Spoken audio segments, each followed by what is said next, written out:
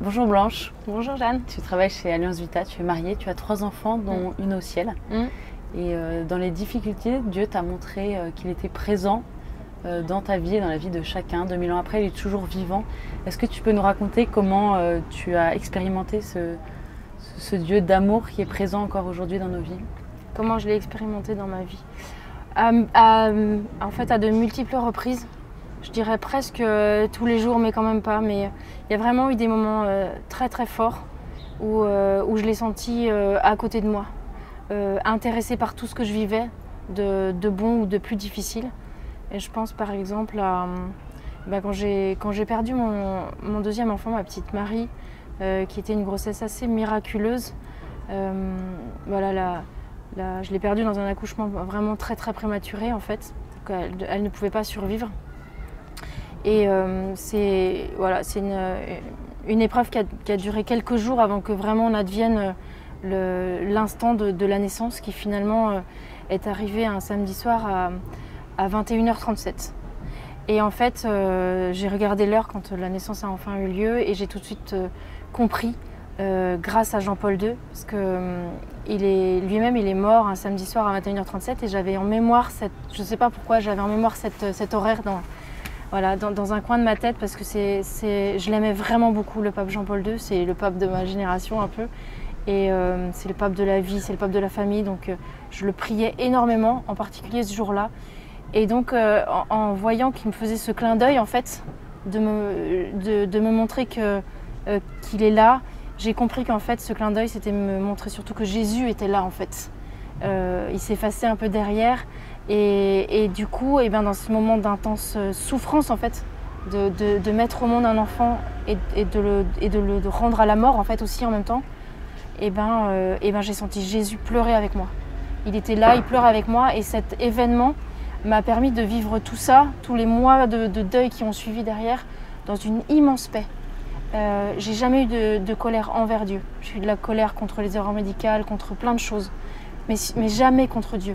Parce que c'est à cause d'erreurs médicales que tu as des problèmes de fertilité. Ouais, c'est à cause d'une erreur médicale après la naissance de mon premier enfant que j'ai eu des immenses soucis liés à l'infertilité, liés du coup aussi à la maternité en fait. Et voilà, et donc le fait d'avoir une vraie paix avec le Seigneur et de me sentir aimée de lui dans cette épreuve aussi, ça m'a permis de traverser ça finalement, j'allais dire courageusement, c'est pas le bon mot, mais en tout cas j'étais pas seule quoi. Et donc tu avais Dieu avec toi, tu avais ton mari aussi. Ouais. Et vous avez peut-être vécu différemment cette épreuve? Ah oui, on a vécu ça très différemment. Moi, j'ai vécu ça comme une mère quoi, dans mes entrailles. C'est mon corps qui n'a pas pu sauver mon enfant. Donc il y avait une immense culpabilité, je vivais les choses de manière beaucoup plus violente en fait que lui. Et du coup, c'est vrai que c'était difficile et on a vécu des moments hyper difficiles, lui et moi. Surtout que ça ne s'est pas arrêté là, hein, les difficultés en plus.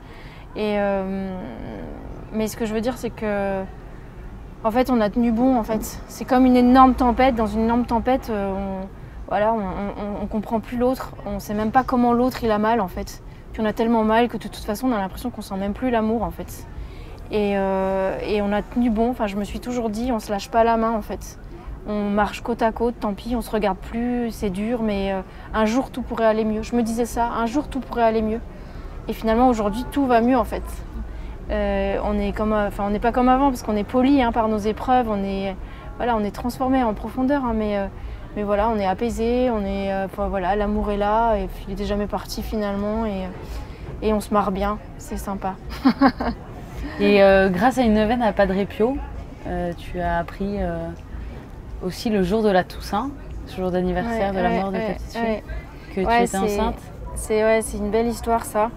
Il y a le père Verlaine un jour qui m'a dit lors d'une retraite, vous savez que c'est pas nous qui choisissons les saints qu'on aime particulièrement, mais c'est eux qui nous choisissent. Cette parole elle m'a beaucoup plu parce que c'est vraiment ce que je vis par exemple avec Padre Pio, c'est pas le seul, mais Padre Pio il est arrivé dans ma vie parce que un jour je devais me faire opérer et puis je savais pas à qui confier ça. Et c'était 23 septembre, tiens c'est la Saint Padre Pio, c'est qui Padre Pio? J'ai lu sa biographie, j'ai trouvé une magnifique neuvaine irrésistible au Sacré-Cœur de Jésus, que lui récitait tous les jours. C'est demander, vous recevrez, cherchez, vous trouverez, frappez, on vous ouvrira. C'est une neuvaine qui est magnifique en fait. Et c'est comme ça qu'il est rentré dans ma vie, Padre Pio.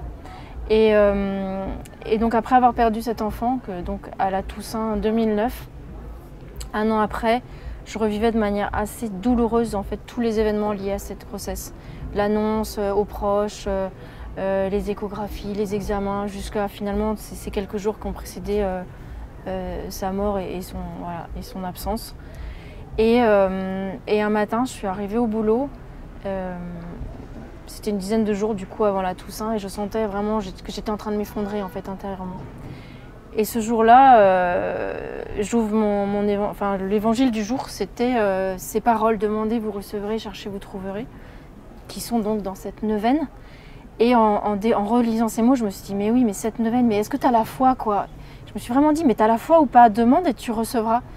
Et j'ai dit à mon mari, on va faire cette neuvaine, dans 9 jours je suis enceinte et à la Toussaint on le saura et on vivra une Toussaint différente en fait de ce que je m'attends à vivre dans la douleur. Et c'est ce qu'on a fait en fait. Et bon alors à la Toussaint j'ai pas osé faire un test de grossesse parce que je me suis dit t'es qui pour demander quelque chose, enfin t'es qui pour exiger du ciel, je m'étais fait mon petit programme quoi. Donc j'ai attendu plusieurs jours et finalement j'ai fait ce test de grossesse qui s'est révélé positif. Et du coup, pour moi, c'est un événement juste incroyable parce que le ciel et la terre se sont rejoints pendant quelques instants. Et je me suis dit, mais t'es vraiment là en fait, tu m'as exaucée. Je me suis dit, tu t'intéresses à moi, tu as eu pitié de moi et en fait tu m'aimes et t'es là et maintenant un miracle se passe dans ma vie à moi quoi. C'est pas dans la vie des autres, c'est pas dans les livres, c'est moi, c'est ma vie, j'ai un miracle là sous mes yeux. Et voilà, et j'ai attendu donc ce 3e enfant dans des conditions très compliquées, très difficiles et on a failli le perdre 1000 fois. Et ça a été un chemin médical très compliqué. Il est né il est né prématuré extrême finalement, à 5 mois et 3 semaines.